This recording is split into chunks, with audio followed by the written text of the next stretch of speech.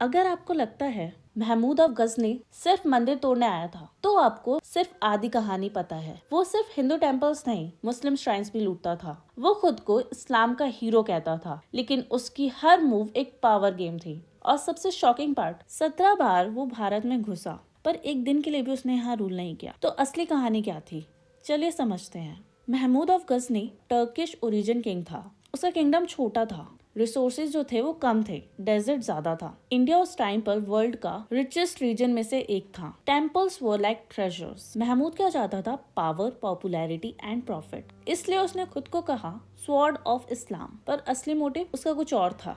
Religion का नाम लेके पावर पॉलिटिक्स खेलना। पीपल से ही अटैक्ड हिंदूज, पर फैक्ट क्या था? महमूद ने मुस्लिम श्राइन्स भी लूटे थे, जैसे खुरासान में।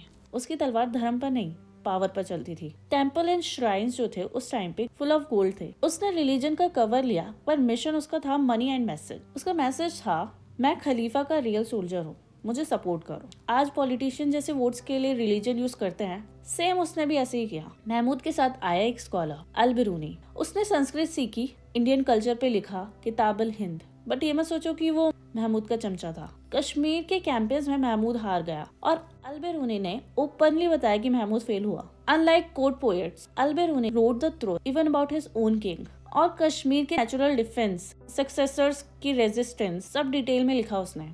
From 1000 CE to 1027 CE, Mahmood ने 17 बार इंडिया इन्वेड किया। But did he ever stay? No, not even for a day. He was a looter, not a ruler. Somnath से लेकर मथुरा तक गोल्ड सिल्वर सब गजनी ले गया। लोग सोचते हैं कि only attacked India, but reality क्या है?